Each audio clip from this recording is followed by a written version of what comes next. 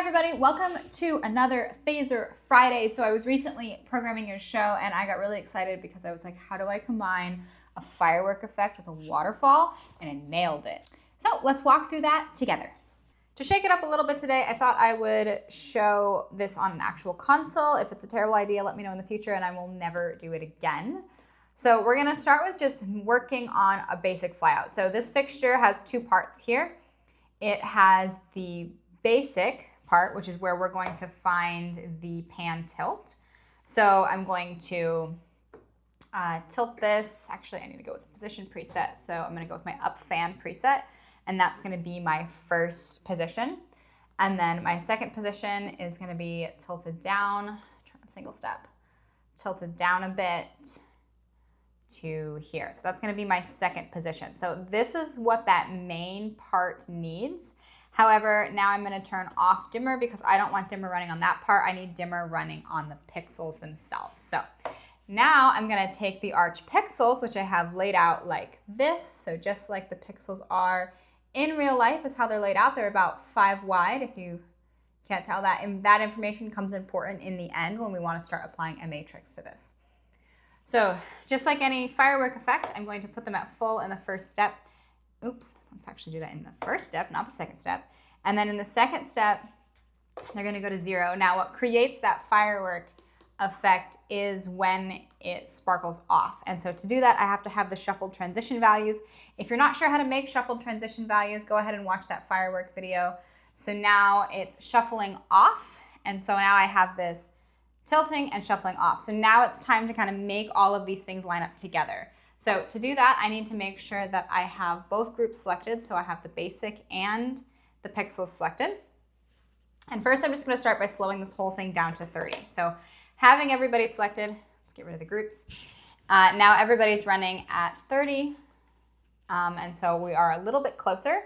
But just like any firework effect or any waterfall we've ever made, it really depends on how dimmer is lining up with pan and tilt, right? So first, I need the second step to be a lot shorter. So the first thing I'm going to do is I'm going to hop over here, make sure my link phaser is set to at filter. And then from there, I'm going to go into phaser steps and then width. And this second step, I'm going to change the width. So I'm going to make this a lot smaller. Great. So now that reset, that like snap back into place is a much shorter step.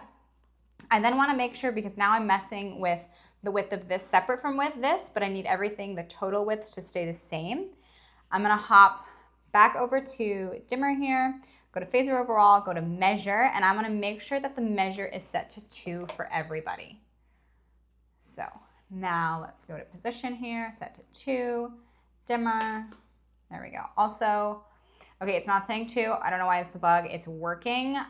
It says it's 2 here, but it's not saying 2 here. So like disregard that, pretend it all says 2. I haven't looked into all that yet. But okay, so now got the same measure for everybody.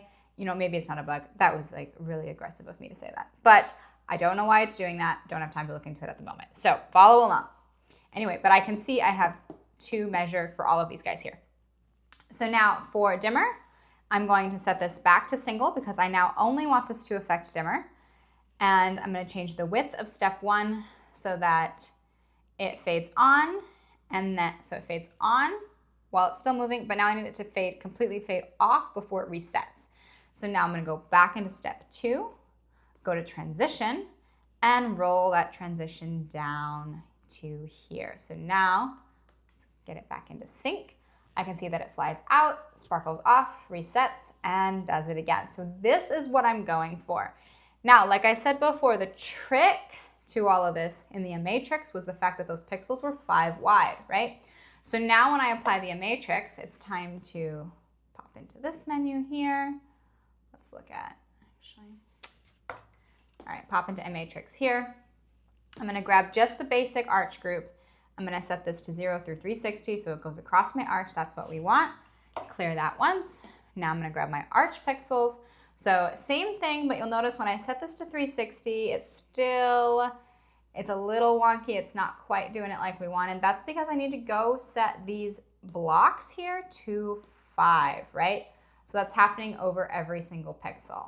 And now it's coming on and then flowing out. So I get that like snap on, and then it does the sparkle out. Okay, so the next step is to store it. However, they do have to be stored separately because they're gonna have different end matrix. So I need to store the dimmer separate from the position. So let's start with checking out like everything that's in our programmer here. I can see, great. We've got position information in basic, and we've got the dimmer information in all the pixels here. So I wanna get those stored separately. So let's long press that at button, select none, store only dimmer first, and then we'll store that information selectively here. Hop back into my fixture sheet. I can see that the pan tilt values aren't stored yet, but the dimmer values have been stored. This is what we want. This is fantastic. Now I can long press that at button again. Let's pop back into here. We're gonna turn off dimmer and turn on position, so that I will only store the position information. Long press store, selective, bam. Now I have the dimmer here and the position here. So now if I wanted to clear my programmer and bring back the dimmer, I can, and bring back the position, and I can see my effect has been restored. There, now you can start working on your own firework waterfalls with your own pixel wash fixtures or whatever. It's gonna be so fun. Thank you all for tuning in, and can't wait to see what you guys create.